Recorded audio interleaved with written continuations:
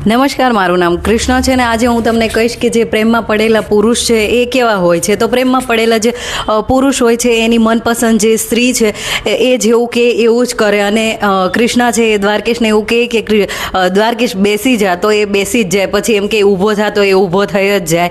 અને પછી આખો દિવસ એની આગળ પાછળ જ ફર્યા રાખશે. અને પ્રેમમાં જે પડેલા પુરુષ છે એ એવા હોય કે એની જે મનપસંદીદા સ્ત્રી છે એને એ પુરુષની સ્ત્રી ફ્રેન્ડ છે એ નથી ગમતી, તો એ બધાને કહેશે કે ના, મારી કૃષ્ણા છે એને મને છોકરીઓ ફ્રેન્ડ હોય ને એ નથી ગમતી, એટલે તમે મારાથી 10 ગાંવ દૂર રહેજો.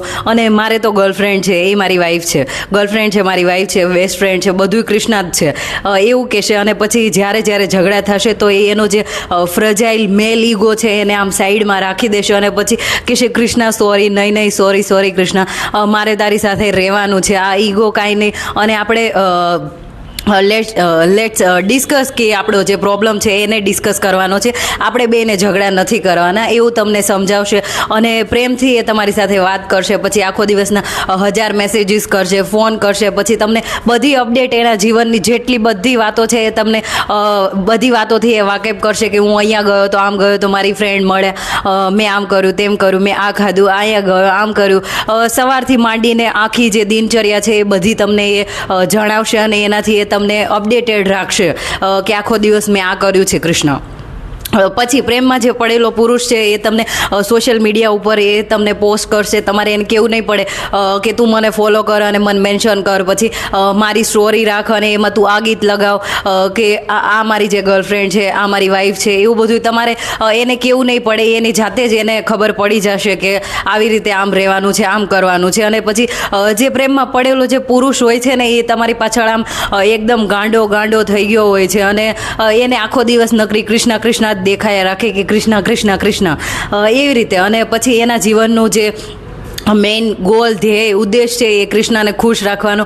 અને એની જે મનપસંદીદા જે ઓરત છે, સ્ત્રી છે, એને ખુશ રાખવાનો. અને પછી એના માટે બધું સારું કરવાનો એનો ગોલ, ધ્યેય એ એક જ હોય છે. અને જે મનપસંદીદા જે ઓરત હોય છે જે આ પ્રેમમાં પડેલા પુરુષની, તો એ છે એની આગળ પાછળ જ ફર્યા કરશે. અને ભાઈ એને આમ એક મિનિટ એને એકલી નહીં મૂકે. અને જ્યારે એને જરૂર પડશે ત્યારે એની સાથે જ રહેશે.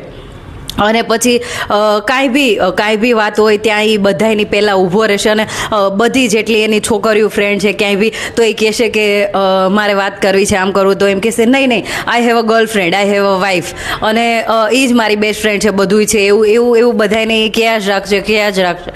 અને બધાને એ તમારી વાતો કહેતો ફરતે છે.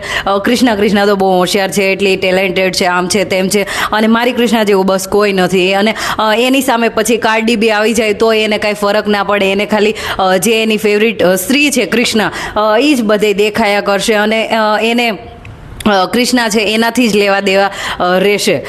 તો પ્રેમમાં પડેલા જે પુરુષ હોય છે એના અમુક મેં તમને કેરેક્ટરિસ્ટિક છે એ મેં તમને જણાવી દીધા છે. અને હું તમને સાથે ડિસ્ક્લેમર આપી દઉં. અને આ જણાવતા મને બહુ દુઃખ થાય છે કે આવા જે પ્રેમમાં પડેલા પુરુષ છે એ આ ધરતી ઉપર જોવા નથી મળતા. અને આ ખાલી સ્ટોરીઝમાં, જે નોવેલ્સ હોય છે એમાં, અને ટીવી સિરિયલમાં, મૂવીઝમાં અને વેબ સિરીઝમાં જોવા મળે છે. ધન્યવાદ. તમારું દિલ અને મારું દિલ બહુ દુખાય છે, પણ reality it's you very hard. Thank you so much.